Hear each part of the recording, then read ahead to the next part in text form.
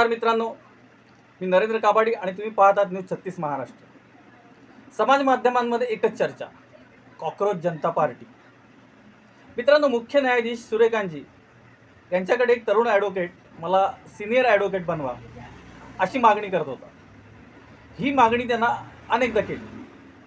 मग सूर्यकांतजी म्हणाले, तुम्ही मेहनत करा, खूप चांगलं काम करा, तुम्हाला आपोआप पदोन्नती मिळेल. तरी ऐकत नाही म्हटल्यानंतर सूर्यकांतजी म्हणाले, तुम्ही नकली डिग्र्या घेता, जास्त मेहनत कष्ट घेत नाही आणि चांगल्या पदाची चांगल्या पगाराची अपेक्षा करतात आणि नाही मिळालं तर समाज माध्यमात व्यक्त होतात. तुम्ही झुरळ आहात. आता सूर्यकांतजी त्या ॲडव्होकेटलाच उद्देशून बोलले की अशा प्रकारच्या मनोवृत्तीच्या सर्व तरुणांना म्हणाले हे स्पष्ट होत नाही. अशा मनोवृत्तीच्या सर्व तरुणांना म्हणाले असतील तरी झुरळ म्हणणं हे सर्वथा चुकीचं आहे. ज्या तरुणांकडे संपूर्ण देश भारताचं भविष्य म्हणून बघतो त्यांच्या बाबतीत एका सर्वोच्च पदाधिकाऱ्याने अशी बेजबाबदार भाषा वापरणं सर्वथा चुकीचं आहे. याचा न्यूज 36 महाराष्ट्र टीम जाहीर निषेध करते. आधी पेपरफुटीची घटना, लगोलग CGI यांचं वक्तव्य, मग अभिजित दिपके मूळ महाराष्ट्राचा जो सध्या बोस्टन अमेरिका येथे शिक्षण घेतोय तो कॉकरोच जनता पार्टीची स्थापना करतो. ऑफिशियल वेबसाईट बनते, नोकऱ्या, मूलभूत सुविधा, महागाई नियंत्रण, आरोग्य, शिक्षण व जबाबदार सरकार अशी आश्वासनं दिली जातात. 5-6 दिवसात 2 कोटी फॉलोअर होतात आणि अभिजितला जेवढा आनंद झाला नसेल तेवढा विरोधकांना होतो. म्हणजे विरोधक म्हणून जबाबदारी योग्य रीतीने पार पाडू शकलो नाही याची ते निर्लज्जपणे कबुली देतात. 2 कोटी फॉलोअरमध्ये 80 लाख पाकिस्तानी, तेवढेच बांगलादेशी, काही तुर्की आणि भारतीय जेमतेम 15%, म्हणजे 20 लाख भारतीय लोकांचा पाठिंबा समजू. अभिजित दिपके हा 2020 ते 23 मध्ये आम आदमी पार्टीचा IT सेलचा हँडलर होता. मनीष सिसोदिया, केजरीवाल यांच्या जवळचा. त्याने NRC, CAA, कलम 370 हटवण्याला विरोध केला होता. शर्जील इमाम, स्वरा भास्कर यांच्याच पठडीतला. अहो, एवढंच कशाला, धुरंधर चित्रपटाला प्रपोगंडा म्हणणारा. त्यामुळे त्याला पाकिस्तान, बांगलादेशमधून फॉलोअर्स मिळाले. संशय येतो की ते तू पैसे देऊन विकत घेतले असावे आणि भारत विरोधी ताकद जसे डीप स्टेट वगैरे यांचेकडून पैसे घेऊन तू हे धंदे करत असशील तर तुझ्या हेतूविषयी निश्चित शंका निर्माण होते. मित्रा, तुला देशाच्या तरुणांची एवढीच काळजी आहे तर मग अमेरिकेला का गेलास? तिकडे राहून तू इथल्या तरुणांना भडकवत आहेस, भरकटवत आहेस असा संशय येतो. देशात तरुणांचे अनेक प्रश्न आहेत, मान्य, आणि सरकारला जाब विचारला गेला पाहिजे, हेही मान्य. मग ये भारतात, उभार युवकांची संघटना, या रस्त्यावर करा आंदोलन.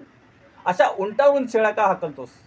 तू मस्त तिकडे उच्च शिक्षण घेतोयस, तिकडेच चांगली नोकरी करणार आणि इथल्या तरुणांना आगीतून फुफाट्यात टाकणार का? म्हणजे तुम लढो, हम कपडे संभालेंगे. आंदोलन ही समाज माध्यमातून उभी करता येत नाही मित्रा. त्याकरता जयप्रकाश नारायण वाच, जॉर्ज फर्नांडिस वाच, बाळासाहेब ठाकरे वाच आणि तू ज्यांचा प्रचंड तिरस्कार करतो ना त्या भाजपचा इतिहास वाच.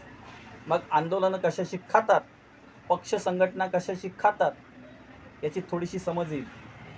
कित्येक पक्ष आले, काही तरले, काही विलीन झाले, काही संपले आणि त्यासाठी तुला जॉर्ज सोरोस किंवा डीप स्टेट पैसे देणार असेल तर आलबेलच म्हणावं लागेल. साध्या नगरपंचायतच्या महापौर पदाची निवडणूक 2 कोटीपर्यंत, आमदारकीची 5 कोटीपर्यंत आणि खासदारकीची निवडणूक 20 ते 25 कोटी किमान जाते. देशात सत्ता आणण्यासाठी तुम्ही कुठली निवडणूक लढणार आहात? इथला युवा आधीच बेजार आहे, संभ्रमात आहे. त्यांना अजून संभ्रमात टाकू नकोस. आपल्यापेक्षा खराब परिस्थिती पाकिस्तानमध्ये आहे. ऑलरेडी तुझ्याकडे पाकिस्तानचे 80 लाख फॉलोअर आहेत. मग हे आव्हान एकदा पाकिस्तानी जनतेला करून बघ. बघ बरं किती फॉलोअर वाढतात.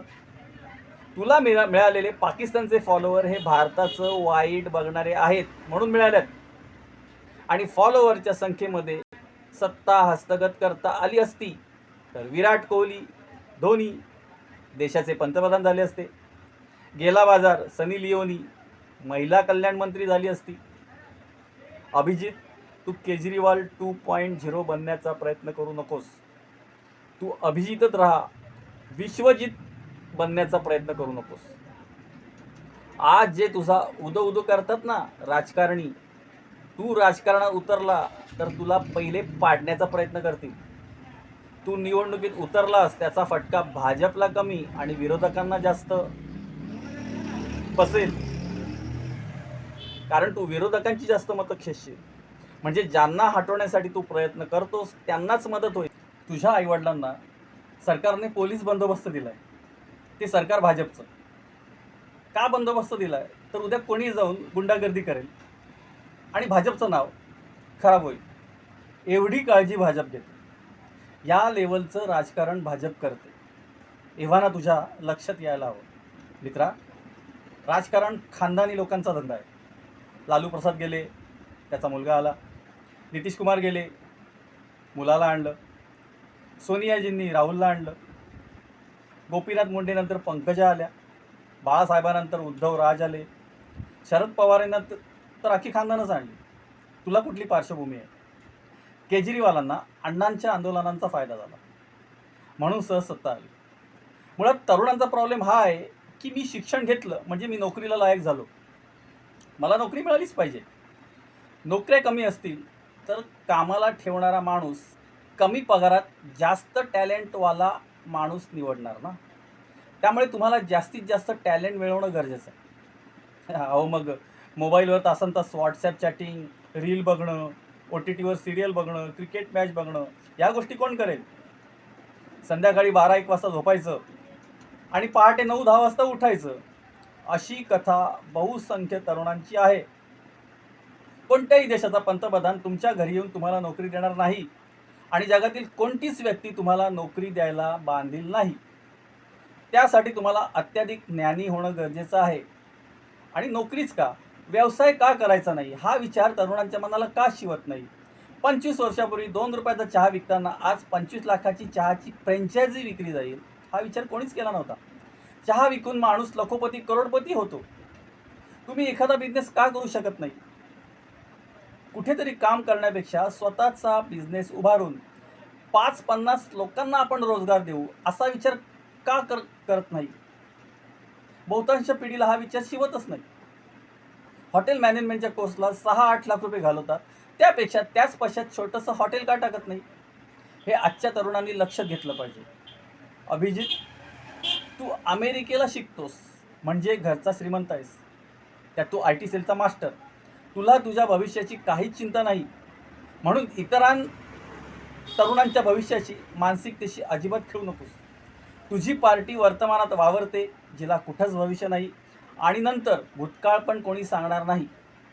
मान्य आहे तू अजून लहान आहेस, मॅच्युअर नाही आहेस, तरी चांगला प्रयत्न करतोयस. पण त्यासाठी भारतात ये, इथं मोठं संघटन निर्माण कर, अनेक वर्षे काम कर, संघर्ष कर, आंदोलन कर, मग सत्तेची फळं चाखायला मिळतात.